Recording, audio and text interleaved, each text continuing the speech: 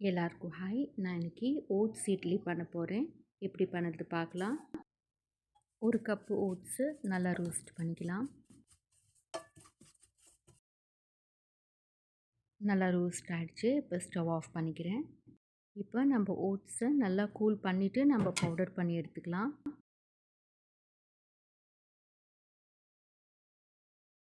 ஒரு பேனில் 1.5 table spoon எண்ணெய், 1 டீஸ்பூன் கடுகு, 1 டீஸ்பூன் கடலைப்பருப்பு, 1 டீஸ்பூன் உளுந்து,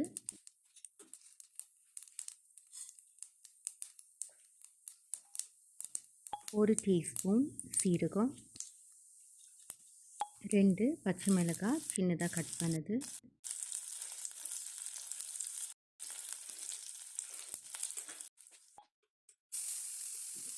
ஒரு கேரட்டு துருவினது, 1 டீஸ்பூன் இஞ்சி. நல்லா ஃப்ரை பண்ணிக்கலாம். கொஞ்சமாக கருவேப்பிலை,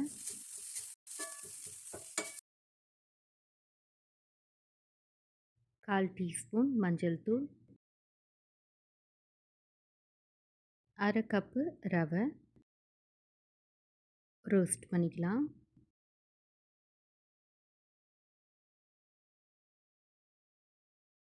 இப்போ நம்ம ஏற்கனவே பவுடர் பண்ணி வச்சுருக்கிற ஓட்ஸ் ஆட் பண்ணிவிட்டு இன்னும் ஒரு 2 மினிட்டு ரோஸ்ட் பண்ணிக்கலாம். நல்ல ஒரு அரோமா வர வரைக்கும். இப்போ ஒரு பவுலில் ஆட் பண்ணிக்கிறேன். நம்ம ரவையும் ஓட்ஸும் நல்லா கூலான பிறகு நான் அரை கப்பு யோகர்ட் ஆட் பண்ணிக்கிறேன். அரை கப்பு தண்ணி நல்லா மிக்ஸ் பண்ணிக்கலாம்.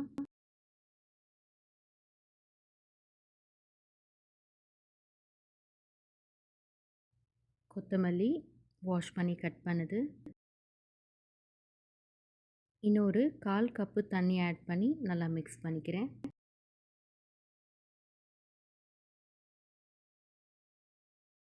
இப்போ ஒரு 15 மினிட் அப்படியே கவர் பண்ணி வச்சுக்கலாம்.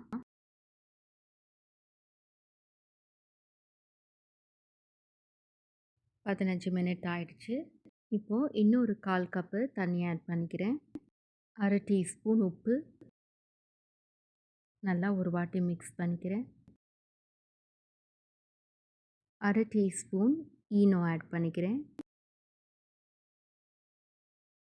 நல்லா மிக்ஸ் பண்ணிவிட்டு இட்லி தட்டில் நம்ம கொஞ்சமாக ஆயில் கிரீஸ் பண்ணிக்கலாம். முந்திரி ஆட் பண்ணிக்கிறேன். இது ஆப்ஷனல் தான். நம்ம ரெடி பண்ணி வச்சுருக்கிற ஓட்ஸ் மாவை நம்ம ஆட் பண்ணிக்கலாம்.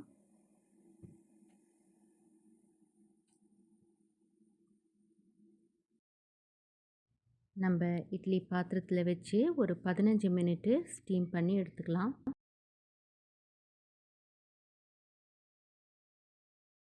பதினஞ்சு மினிட் ஆயிடுச்சு. நம்ம இட்லி நல்லா வெந்து வந்திருக்கு. நம்ம ஓட்ஸ் இட்லி ரெடி ஆயிடுச்சு. உங்களுக்கு பிடிச்ச சட்னி வச்சு நீங்கள் சாப்பிட்டுக்கலாம். இந்த வீடியோ உங்களுக்கு பிடிச்சிருந்தா லைக் பண்ணுங்கள், ஷேர் பண்ணுங்கள், சப்ஸ்கிரைப் பண்ணுங்கள். தேங்க்யூ.